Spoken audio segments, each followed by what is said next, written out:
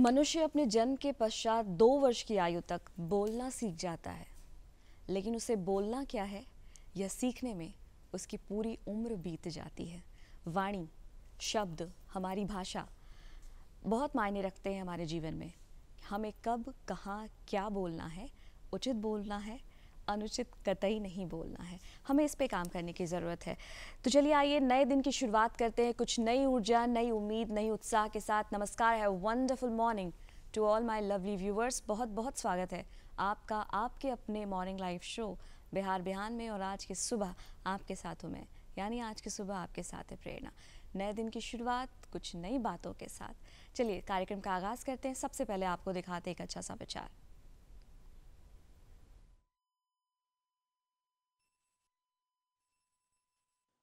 महात्मा गांधी ने कहा था, मैं किसी को भी अपने गंदे पांव के साथ मेरे मन से नहीं गुजरने दूंगा। डॉक्टर एपीजे अब्दुल कलाम ने कहा था, हमें हार नहीं माननी चाहिए और हमें समस्याओं को खुद को हराने नहीं देना चाहिए। अब कार्यक्रम को आगे बढ़ाते हैं और जैसा कि आप बखूबी जानते हैं, हर रोज़ हम आपकी मुलाकात कराते हैं एक बेहद ही ख़ास मेहमान से। आज भी हमारे साथ कार्यक्रम में एक बेहद ही ख़ास मेहमान है। वाकई में ये ख़ास इसलिए भी क्योंकि उनसे जो बातें होंगी, जब आप ये सुनेंगे तो आपको खुद ब एहसास हो जाएगा कि आखिर हमारे वो आज के ख़ास मेहमान इतने ख़ास क्यों हैं। आपको बता दूं, आप एक पर्यावरणविद हैं, आप एक इन्वायरमेंटलिस्ट हैं। साथ ही साथ आपने जिस विषय पर शोध किया है या स्टडी कर रहे हैं, कितने वर्षों से, बीते 25 वर्षों से आप करते आ रहे हैं, यह विषय अपने आप में बहुत ही जोखिम भरा है, साथ ही साथ बहुत रोचक है। आपको ये लग रहा होगा कि आखिर मैं क्या बात कर रही हूँ। जी हाँ, आपको बता दूं कि आपने बीते 25 और 30 वर्षों में पर्यावरण के लिए अपना समय दिया है और बहुत कुछ अपना सैक्रिफाइस किया है, त्याग किया है। प्रकृति का अपना एक अलग संतुलन है और हर छोटे से छोटे जीव से लेकर बड़े से बड़े प्राणी तक का अपना एक अलग महत्व है। सबकी अपनी महत्वपूर्ण भूमिका है। अगर एक भी डगमग हो गया, अगर एक में भी कमी आ गई तो पूरा का पूरा संतुलन बिगड़ सकता है और जिसका खामियाजा आपको, हम सबको भुगतना पड़ेगा। बीते 1.5-2 वर्षों में हम जिस मार से, जिस वैश्विक महामारी से जूझ रहे हैं, एक छोटा सा उदाहरण है। बहुत से लोगों को आपने भी ये कहते हुए सुना होगा कि प्रकृति के साथ छेड़छाड़ करने का यही नतीजा होता है। इसलिए हमें अपने पर्यावरण के प्रति सजग रहना है और पर्यावरण की हम सुरक्षा कैसे कर सकें, हम इस पर बात करनी है और हमें इस पर सोचना है। और इसी विषय में आज हमने आमंत्रित किया है खास मेहमान को। आज हमारे साथ मोहित श्रीवास्तव मौजूद है। मोहित जी, आपका बहुत बहुत स्वागत है हमारे कार्यक्रम बिहार बिहार में। मोहित जी, आप एक पर्यावरणविद हैं और विषय अगर आपका मैं जिक्र करना चाहूँ अपने दर्शकों को के सामने, तो वो ये है कि आपने सर्पों पर काम किया, स्नेक पर, यानी कि आप सांपों की सुरक्षा भी करते हैं और सांपों से लोगों की भी सुरक्षा करते हैं। बहुत ही रोचक विषय है, मुझे भी बहुत उत्सुकता हो रही है आपसे बात करने के लिए। जानना चाहूँगी आपसे कि सबसे पहले तो कि एक ऐसा जीव जिसका नाम सुनते ही हमें गूज़बम्स आते हैं और सिहरन सी महसूस होती है, आप पिछले 25 और 30 वर्षों से इस पर शोध कर रहे हैं, इस पर काम कर रहे हैं, इसकी शुरुआत कैसे हुई? नमस्कार सभी लोगों को। सबसे पहले मैं बताना चाहूँगा कि सांपों का हमारे पर्यावरण में बहुत महत्वपूर्ण योगदान है और बचपन से ही सांप मुझे आकर्षित करता रहा है। और सांप बल्कि सभी को आकर्षित करता है, पहला डर से और दूसरा भक्ति भाव से, क्योंकि कहीं ना कहीं वो हमारे देवी देवताओं से जुड़े हुए हैं।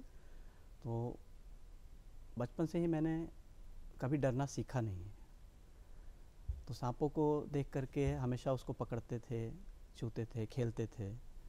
तो फिर मेरे जिया जी हैं, उन्होंने बोला कि इस क्षेत्र में ही तुम आगे बढ़ो, लोगों के लिए काम करो, बचाओ लोगों को और सांपों को भी बचाओ। उन्होंने ही गाइड किया, तो इस क्षेत्र में मैंने आगे बढ़े हैं। बचपन से ही आप बच्चे बहुत तरह के खेल खेलते हैं, क्रिकेट, अगर बचपन की तब गुल्ली डंडा और बहुत सारे आउटडोर गेम्स हुआ करते थे, लेकिन आपको सांपों से खेलने की दिलचस्पी, ये वाकई में बहुत हैरत करने वाली बात है। आपके घर में आपके माता पिता ने आपको कभी रोका नहीं? उन्हें डर नहीं लगा कि उनका छोटा सा बच्चा इतना जोखिम भरा काम कर रहा है, सांपों से खेल रहा है? आपने कहा कि आप सांपों को चुरा लिया करते थे, तो कभी उनकी तरफ से मनाही या रोक टोक नहीं हुई? नहीं, देखिए, इस काम में मेरे परिवार का भी सहयोग रहा है, तभी हम इतना आगे बढ़ पाए हैं। परिवार का सहयोग बहुत ज़रूरी होता है किसी भी क्षेत्र में आगे बढ़ने के लिए, किसी को भी। यानी कि आपके परिवार उन्होंने आपको पूरा योगदान दिया, सहयोग दिया।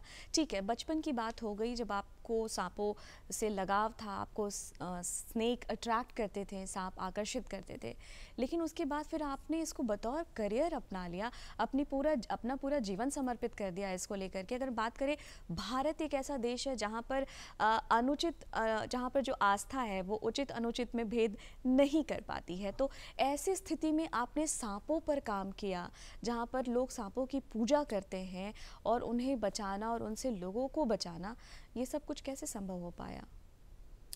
देखिए, इसके लिए मैंने 2 साल का ट्रेनिंग लिया है कलकत्ता स्नेक पार्क में।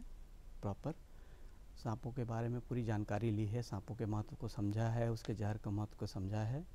उसके बाद मैंने सोचा कि लोगों को भी जागरूक करना ज़रूरी है, क्योंकि भारत में हर साल लगभग 50,000 लोग सांप काटने से मरते हैं। सर्वे में 50,000 लोग? एज़ पर सर्वे ये रिपोर्टेड है, अनरिपोर्टेड तो लगभग इससे ज़्यादा ही होगा, जो लोग हॉस्पिटल पहुंच ही नहीं पाते हैं। तो उन लोगों को बचाना इसलिए ज़रूरी है कि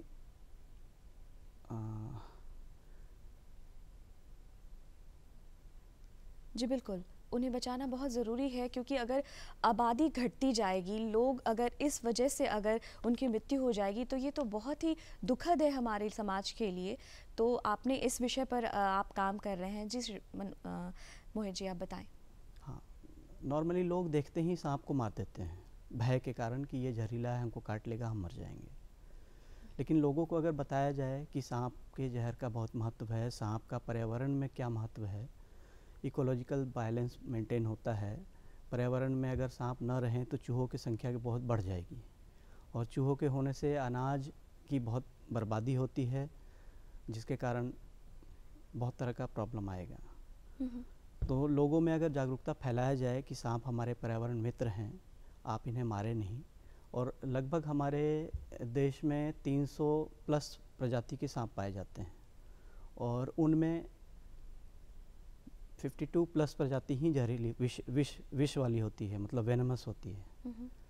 अगर देखा जाए तो ये 17-18% आता है पूरे सांपों में, और उसमें से सिर्फ 4 प्रजाति ही ऐसी है जो जहरीली होती है, जिनके काटने से आदमी की मृत्यु होती है। तो अगर ये जागरूकता फैलाया जाए लोगों में, तो लोग भी बचेंगे और सांप भी बचेंगे। 80% आदमी विषहीन सांप के काटने से डर के मारे घबराहट से हार्ट फेल से मर जाते हैं।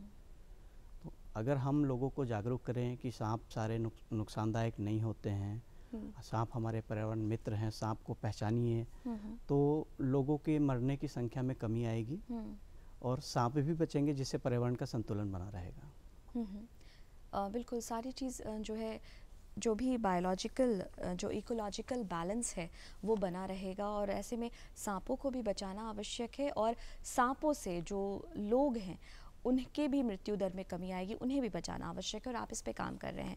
मुझे ये जानना चाहूँगी कि आपने अभी संबंधित मंत्री से भी आप इसके लिए आपने मुलाकात की, आप इतने वर्षों का जो आपका प्रयास रहा है, तो क्या रिस्पॉन्स मिला आपको? जी, मैंने अभी बिहार के जो माननीय वन मंत्री हैं नीरज कुमार सिंह जी, उनसे मैंने मुलाकात की। उन्होंने मेरे आवेदन को देखा, सुना, समझा। उसके बाद उन्होंने इस पे बहुत गंभीरता से विचार किया। और क्या आवेदन था, आप इसके बारे में बताना चाहिए? हमारा आवेदन है, 2016 में मैंने आवेदन दिया था कि सांपों को, जो गांव और शहरी क्षेत्रों में सांप मारे जाते हैं, उन सांपों को बचा करके मैं अपने प्रोजेक्ट में उसका इस्तेमाल करूंगा, उसके जहर को निकाल के लाइफ सेविंग ड्रग्स जो कंपनी बनाती है उसको सप्लाई करूंगा, जिससे लोगों का जान बचेगा। और उन सांपों से लोगों को जागरूक करूंगा कि ये सांप हमारे पर्यावरण मित्र हैं, इन्हें ना मारें, इनकी सुरक्षा करें, ये आपके और हमारे लिए बहुत ज़रूरी हैं। जी। तो उन्होंने इसको देखा, समझा, और फिर उन्होंने बहुत गंभीरता से इसको लिया, और उन्होंने जो विभाग है उसको दिशा निर्देश दिया कि बिहार में इस प्रोजेक्ट को करना है, और हमारे पड़ोसी राज्यों में, हमारे उत्तर प्रदेश में, झारखंड में, तमिलनाडु में, उत्तराखंड में, ये सारी जगह पे ये लाइसेंस मिला हुआ है सरकार, राज्य सरकार की तरफ से। तो उन्होंने पूछा कि जब दूसरे राज्य में हो रहा है तो हमारे राज्य में भी ये होना चाहिए।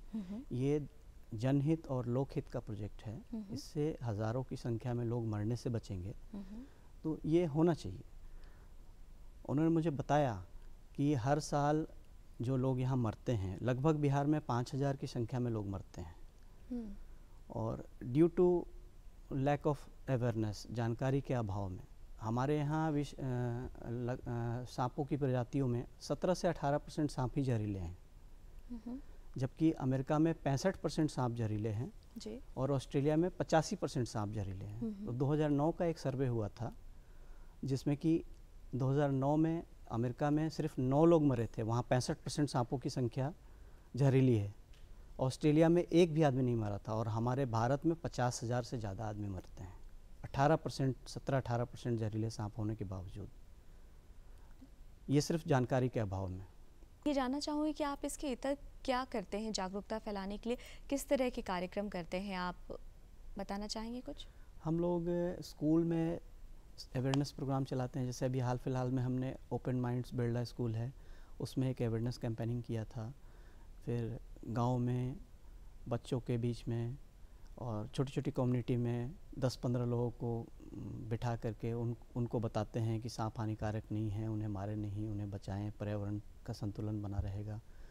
और हमारा जैसे प्रोजेक्ट में अगर सरकार परमिशन देती है तो हम लोग बिहार में लगभग जितने भी ज़िले हैं, हर ज़िले में, हर ब्लॉक में हम लोग अवेयरनेस कैंपेनिंग चलाएंगे। हर विद्यालय में और हर कॉलेज में हमारी नुक्कड़ नाटक के द्वारा ये अवेयरनेस चलाने का हमारा प्रयास रहेगा कि लोग जानें, समझें इसके महत्व को, ताकि सांप मारे नहीं जाएं, पर्यावरण का संतुलन बना रहे। पर्यावरण का संतुलन बना रहे। अगर एक आम व्यक्ति ये फ़र्क करना चाहे कि ये सांप जहरीला है, तो क्या ये संभव है उसके लिए फ़र्क कर पाना? हाँ, अगर लोग समझना चाहें तो ये बहुत आसान चीज़ है। देख के ही उसके कलर से और बनावट से ही समझ में आती है। बहुत सारा फ़र्क है। जहरीले सांपों का आँख जो होता है वो अंडाकार होता है। अच्छा। और उसका जो सर की बनावट है वो तिकोना होता है, जो जहरीले सांप होते हैं। इसमें अपवाद है कोबरा का सर थोड़ा सा गोल होता है। बाकी विषहीन सांपों का जितना भी सर है गोल होता है और आँख अंडाकार होता है। तो सबसे ये बड़ा पहचान है। और सर के ऊपर जो उसके स्केल की बनावट होती है, विषहीन सांपों में छोटी छोटी होती है, विषहीन सांपों में बड़ी होती है और जहरीले सांपों में छोटी छोटी होती है। तो ये कुछ बेसिक डिफरेंसेस हैं। हालांकि ये भी एक बात आप लोग पास जाकर के देखना नहीं प्रेफर करेंगे कि भाई सांप हमको काट लेगा या क्या होगा। तो उनके लिए बेहतर है कि वो देख करके ही समझने का प्रयास करें, तो वो ज़्यादा अच्छा रहेगा। बिल्कुल। हमारे यहाँ जैसे भारत में जहरीले सांपों में मुख्यतः 4 सांपों के काटने से ही मृत्यु होती है। उनको बिग 4 भी बोला जाता है। कोबरा, रसल्स वाइपर, कॉमन करेत और सॉ स्केल्ड वाइपर। तो इन 4 सांपों की ही अगर पहचान कर ली जाए तो ये बहुत बड़ी बात है कि इन 4 सांप से ही हमें नुकसान होगा, बाकी इसके अलावा किसी से नुकसान नहीं होगा। क्योंकि 300 से ज़्यादा प्रजातियों को समझना बहुत मुश्किल है। उससे ज़्यादा है कि आपको जो नुकसान पहुंचाते हैं 4 प्रजाति, आप उनको ही समझ लें कि इनकी बनावट क्या है, देखने में कैसे हैं, तो बस उससे ही आपको नुकसान नहीं होगा। ये आपने बहुत अच्छी बात कही कि 300 को समझना मुश्किल है। हम 4 प्रजाति जो हमारे लिए घातक हैं या हमारे लिए ख़तरनाक है, हम उन्हें ही समझ लें तो हमारे लिए बहुत फ़ायदेमंद होगा। हाँ। ये जानना चाहूँगी आपसे मोहित जी कि इतने वर्षों से आप इस पर काम करते आ रहे हैं, कितनी चुनौतियाँ आपके लिए, क्योंकि ये आसान काम नहीं है। सर्प, स्नेक इतना जहरीला एक ऐसा जीव जिसे हर आम इंसान से लेकर के हर वर्ग के, हर आयु के लोगों को डर लगता है, छोटा बच्चा हो या कोई बुज़ुर्ग हो। आपने इतने वर्ष दिए, इतना काम किया है, आपके लिए क्या चुनौतियाँ रहीं? देखिए, चैलेंजेस तो हर किसी को हर काम में होता है। इस काम में कुछ ज़्यादा ही चुनौती है। लोगों के द्वारा भी परेशान किया जाता है। सांप को हमारे भारत में अति संरक्षित वर्ग में रखा गया है, शेड्यूल 1, शेड्यूल 2। तो सांप को कानूनन हम लोग ना तो शिकार कर सकते हैं बिना परमिशन के, ना ही पकड़ सकते हैं।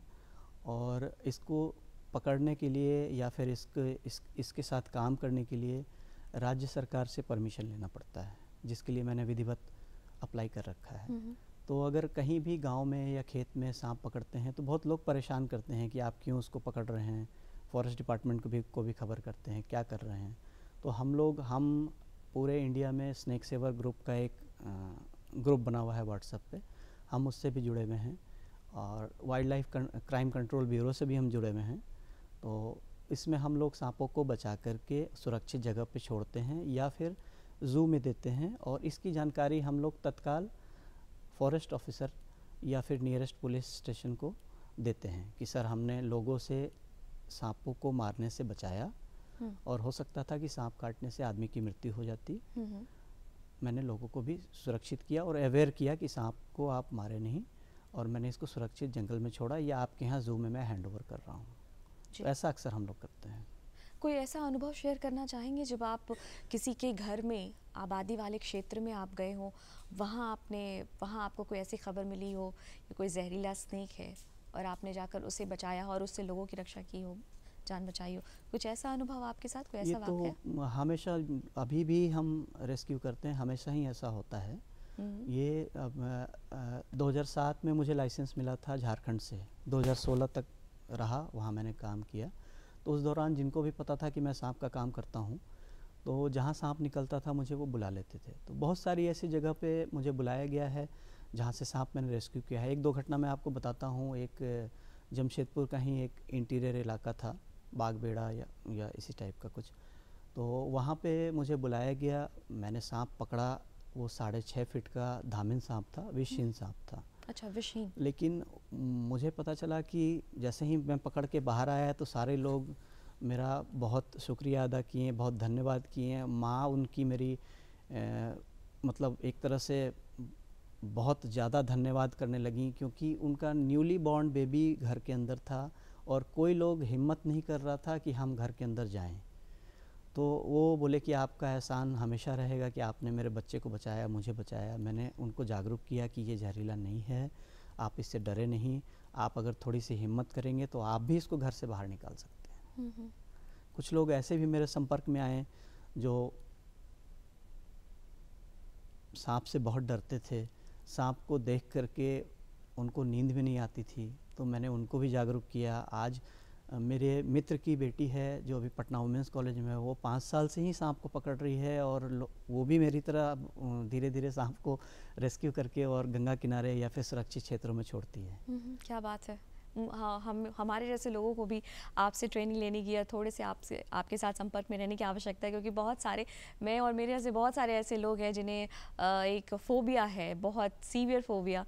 हमें नाम सुनकर ही इरिटेशन सी महसूस होती है, और आप ऐसे जीवों के साथ, ऐसे ख़तरनाक जीव के साथ आप काम कर रहे हैं और उनकी रक्षा कर रहे हैं और उनसे लोगों की सुरक्षा कर रहे हैं। ये इस डर को दूर करना ज़रूरी है। और हमारे स्नेक सेवर टीम इंडिया में बहुत सारी लड़कियां भी हैं जो बढ़ चढ़ कर हिस्सा लेती हैं और लोगों को जागरूक करती हैं। जैसा कि मैंने आपको बताया कि मेरे मित्र की बेटी है मुग्धा, जो पटना वुमेंस कॉलेज में है, तो वो भी जब सांप पकड़ती है तो उसका वीडियो बना के मैं डालता हूँ, ताकि लोग जागरूक हों कि लड़कियों में भी हिम्मत है लड़कों से ज़्यादा। बेशक, ये तो फ़र्क करने की बात ही नहीं है। मोहित जी, ये जानना चाहूँगी आपसे कि आपने जैसे कि कहा कि 4 ही ऐसी प्रजाति है जिसे आम तौर पर लोगों की मृत्यु होती है या वो जहरीले हैं, वेनमस स्नेक हैं। ये जानना चाहूँगी आपसे कि क्या वो 4 जो प्रजाति हैं, तो कितनी संभावना होती है? क्या 100% संभावना होती है व्यक्ति की मृत्यु की, या फिर कुछ ऐसी संभावनाएं होती है कि उसकी जान बचाई जा सकती है अगर वो स्नेक उन्हें बाइट करता है तो?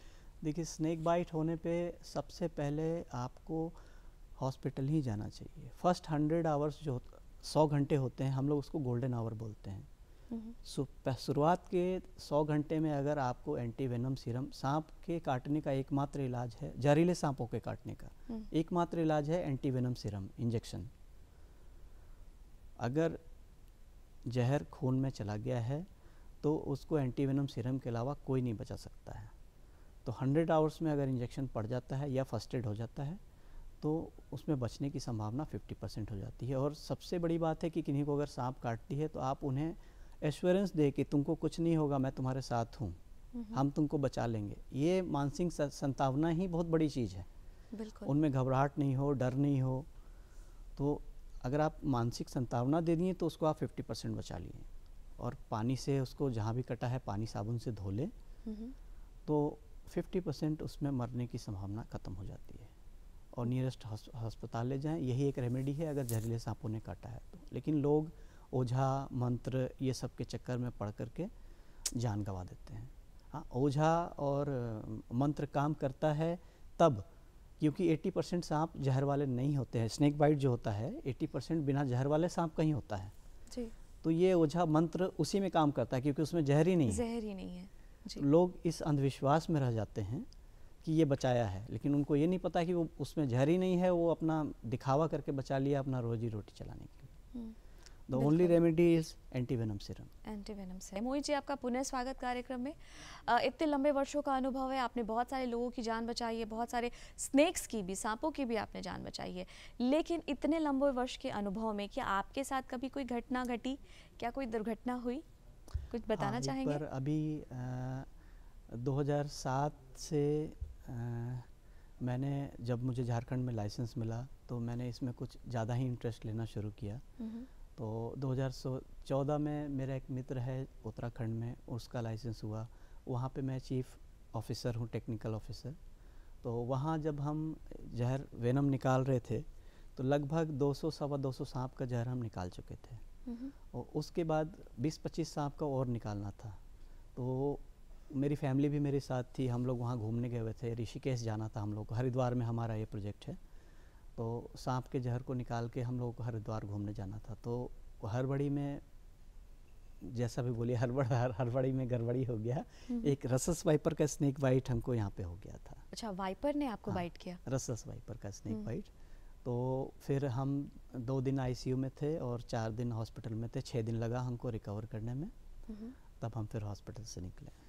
जब आपको रसल वाइपर ने आपको बाइट किया तो आपकी क्या प्रतिक्रिया थी, कैसे आपने मतलब खुद को बैलेंस किया? देखिए, हम लोग को सिखाया जाता है, मेरी लगभग 2 साल से ज़्यादा की ट्रेनिंग हुई है। कलकत्ता स्नेक पार्क, जो कि एक सेंट्रल जू से रिकॉग्नाइज पार्क है, सेंट्रल जू अथॉरिटी इंडिया से। तो वहाँ मुझे ये सब चीज़ सिखाया गया था कि स्नेक बाइट हो तो उसका प्रिकॉशन कैसे लेना है, फर्स्ट एड कैसे करना है। जी, कोई आम इंसान क्या करे अगर किसी को कोई स्नेक बाइट होता है? एक आम व्यक्ति के लिए फ़र्क कर पाना बहुत मुश्किल है कि वो जहरीला है या फिर वो विष रहित सांप है। तो अगर किसी स्नेक ने बाइट किया तो उसे इनिशियली क्या क्या करना चाहिए जिससे उसकी जान बच सकती है? स्नेक बाइट अगर किसी को होता है तो सबसे पहले उसको घबराना नहीं चाहिए, आराम से जहाँ है वहीं रहना चाहिए, फिज़िकल मूवमेंट नहीं करना चाहिए। क्योंकि अगर फिज़िकल मूवमेंट होगा तो ब्लड सर्कुलेशन बढ़ेगा, ब्लड सर्कुलेशन बढ़ने से जहर बहुत तेज़ी से फैलेगा और उसकी मृत्यु हो जाएगी जी। और अगर वो फिजिकल मूवमेंट नहीं करेगा, बैठा रहेगा, तो 4-5-6 घंटे, 7 घंटे, 10 घंटे कुछ नहीं होगा उसको। साबुन पानी से उसको तुरंत, आप अपने जिस जगह पर आप बैठे हैं आप बैठे, मूवमेंट ना करें, साबुन पानी से उसको तुरंत धोएं जिस जगह सांप ने काटा है। अगर जहरीला सांप है तो 50% जहर पानी और साबुन से धोने से निकल जाएगा, क्योंकि जहर वाटर सोलेबल होता है। विषहीन सांप है तो बैक्टीरिया निकलेगा। सांप के दांत तो कभी ब्रश करता नहीं है, बैक्टीरिया ही होता है। तो चूहे काटने से भी बहुत बार आदमी की मृत्यु होती है, क्योंकि उसके दांत में बैक्टीरिया होता है। तो उसी प्रकार विषहीन सांप काटने से भी कभी कभी लोग मरते हैं, बैक्टीरिया के कारण, जहर के कारण नहीं। तो अगर जहरीला सांप कटे तो संयम रखें, बैठें, भागे नहीं इधर उधर, ब्लड सर्कुलेशन नहीं बढ़ाएं और जो अपने आसपास के लोग हैं उनको बताएं और जल्द से जल्द हॉस्पिटल जाने का ही प्रयास करें। गलत अवधारणा, ओझा मंत्र तंत्र के चक्कर में नहीं पड़े, क्योंकि उससे कोई फ़ायदा नहीं है अगर जहरीले सांपों ने काटा है तो। जी, बहुत अच्छी बात है, आपने जो 2-4 पॉइंट्स बताएं, जो जिन बिंदु को आपने जिक्र किया, बहुत ही महत्वपूर्ण है, बहुत इंपॉर्टेंट है कि अगर आपको स्नेक बाइट होता है, आप स्थिर बैठे, अगर आप जितनी भाग दौड़ करेंगे या पैनिक होंगे, आपका ब्लड सर्कुलेशन बढ़ेगा और ये जहर खून के थ्रू ही हमारे पूरी बॉडी में फैलता है। इसलिए आपने बहुत अच्छी बातें अभी हमारे साथ शेयर की। मोहित जी, जानना चाहूँगी, जब आपके साथ ये ऐसी घटना घटी तो आपके परिवार का क्या था? आपके परिवार में कौन लोग हैं? माता पिता हैं, आपकी धर्मपत्नी हैं, तो उनके क्या रिएक्शंस थे? उस समय मेरे साथ मेरी पत्नी थी, वहाँ पे मेरी पत्नी की माँ थी और मेरे एक जिया जी हैं, वो थे। ये 3 लोग उस समय मेरे साथ थे। तो अभी आपकी धर्मपत्नी क्या आपको इसके लिए आपको इन्फ्लुएंस करती हैं, आपको कहती हैं कि यहाँ आप जाएं, या उनके भीतर भी घबराहट होता है, या आपने उन्हें भी ट्रेंड कर दिया है? देखिए, एक डर तो सभी लोग में होता है, शुरुआत में उनके मन में भी था, लेकिन मुझे काम करता देखते देखते उनमें हिम्मत आ गया है। अब अगर किसी का कॉल आता है कि स्नेक कहीं निकला है, तो वो ही हमको कहती है कि जाइए और सांप को भी बचाइए और उनको लोगों को भी बचाइए। जी। तो उनसे मुझे सपोर्ट ही मिलता है। जी, सपोर्ट ही मिलता है, बहुत अच्छी बात है। क्योंकि अमूमन ज़ाहिर तौर पे आपने शुरुआत में ही कहा कि आपके सबसे पहले तो इसकी शुरुआत आपके माता पिता ने की, उन्होंने आपको आगे बढ़ाया, आप सांप से डरते नहीं थे और आपको उन्होंने ये करने दिया जो आप करना चाहते थे। हाँ। मोहित जी, जानना चाहूँगी कि हमारे देश में जो काम आप कर रहे हैं, बहुत गिने चुने लोग हैं, चंद लोग ही हैं जो इस विषय पर काम कर रहे हैं। अगर मैं अपने दर्शकों को बताना चाहूँ कि ईस्टर्न जोन से आप पहले एक ऐसे हैं व्यक्ति ईस्टर्न जोन में जो आपने इस विषय को चुना और इस विषय पर आप शोध कर रहे हैं, काम कर रहे हैं। महज 3 या 4 लोग ही हैं शायद देश भर में जो इस विषय पर काम कर रहे हैं। हाँ, देखिए, सांप को पकड़ करके हीरो के साथ फ़ोटो खिंचाने वाले तो लाखों आदमी हैं, लेकिन सरकार को जिनसे मान्यता मिली हुई है वो सिर्फ मुश्किल से 4 या 5 ही लोग हैं। हमारे तमिलनाडु में है, उत्तराखंड में है जहाँ हम अभी काम कर रहे हैं, उत्तर प्रदेश में है, और मेरा खुद का था झारखंड में। जी। तो ये 4-5 ही लोग हैं। और सांप काटने से बचने के लिए जो दवा बनाई जाती है, सांप के जहर से ही बनाई जाती है। इन 4 सांप जो हम लोग पालते हैं, इन 4 सांपों के जहर को मिला करके ही सांप के जहर का इंजेक्शन बनाया जाता है। तो ये 4-5 ही एजेंसी होने के कारण, संस्था होने के कारण रॉ मटेरियल के रूप में आपूर्ति नहीं हो पाती है सांप का इंजेक्शन बनाने के लिए। जी। उसके कारण प्रॉपर एंटीवेनम सीरम का जो खपत है वो उस हिसाब से उस मात्रा की कमी है, माने रॉ मटेरियल ही सप्लाई नहीं हो पा रहा है, तो एंटीवेनम सीरम भी प्रॉपर अमाउंट में नहीं बन पाता है।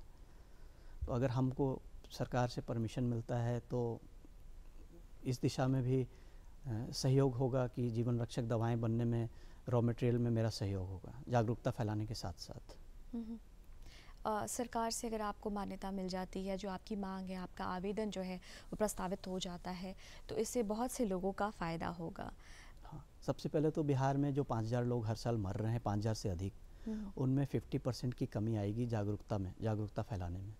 और जो सांप का जहर निकाल के लाइफ सेविंग ड्रग्स के लिए हम भेजेंगे, उससे जीवन रक्षक औषधि बनेगी। सांप के जहर से बहुत सारी जीवन रक्षक औषधियाँ बनती हैं जो बहुत सारी बीमारी में काम आती है। कुछ हीमोरेजिस है, हीमोफीलिया है, दम्मा है, कैंसर पेन में कोबरा वेनम का काम आता है। हीमोफीलिया एक बीमारी है जो रोम के राजघराने में, अगर कहीं बॉडी में आपके कट लग जाए, ब्लीडिंग होने लगे, तो वो खून रुकता नहीं है, उसको हीमोफीलिया बोलते हैं। तो उस ब्लड को क्लॉट कराने के लिए वाइपर के जहर से उसका दवा बनता है, उसको क्लॉट कराने के लिए। सांप के जहर का अलग अलग महत्व है। कोबरा और वाइपर न्यूरोटॉक्सिन जहर निकालता है। अगर वो किसी मनुष्य को काटेगा तो उनको पैरालिसिस मारेगा, नर्वस सिस्टम ब्रेकडाउन होगा। और वाइपर्स काटेंगे तो वो हीमोटॉक्सिक होता है, वो ब्लड को या तो पानी की तरह पतला कर देंगे या खून को थक्के की तरह जमा देंगे। तो इनसे उसी तरह का मेडिसिन बनता है। जैसे वाइपर के जहर से किसी का एक्सीडेंट हो गया, ब्लड नहीं रुक रहा है, तो क्लॉट कराने के लिए वाइपर के जहर से वो दवा बनती है। जी।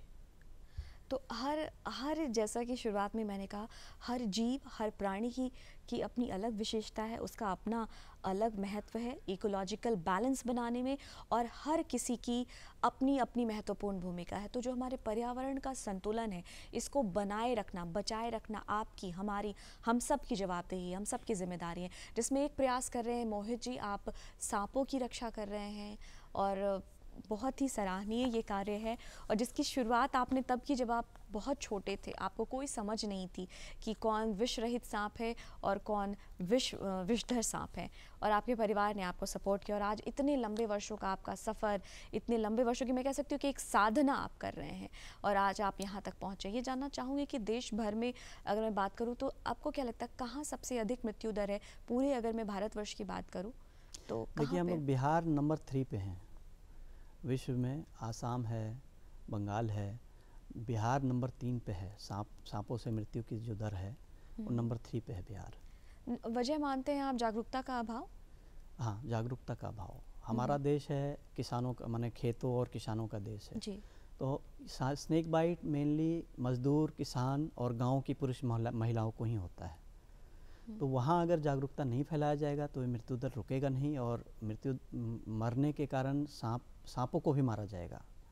अगर मृत्यु दर नहीं रुकेगी, सांपों के प्रति जागरूकता नहीं फैलाई गई, तो लोग मरेंगे तो सांप को भी मारेंगे, देखते ही मारेंगे और मार ही रहे हैं, जिससे पर्यावरण का संतुलन भी फिर बिगड़ जाएगा। संतुलन बिगड़ रहा है।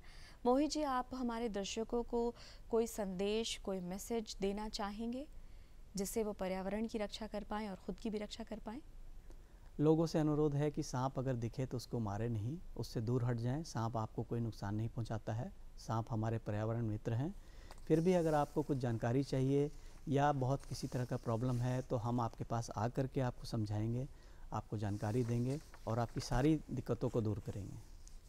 आपसे कोई व्यक्ति, आम व्यक्ति संपर्क करना चाहे तो वो कैसे कर सकता है? मेरे मोबाइल पे वो कॉल कर सकता है। हमारा अभी हम एक वेबसाइट भी बना रहे हैं, वेबसाइट पे भी कांटेक्ट कर सकता है।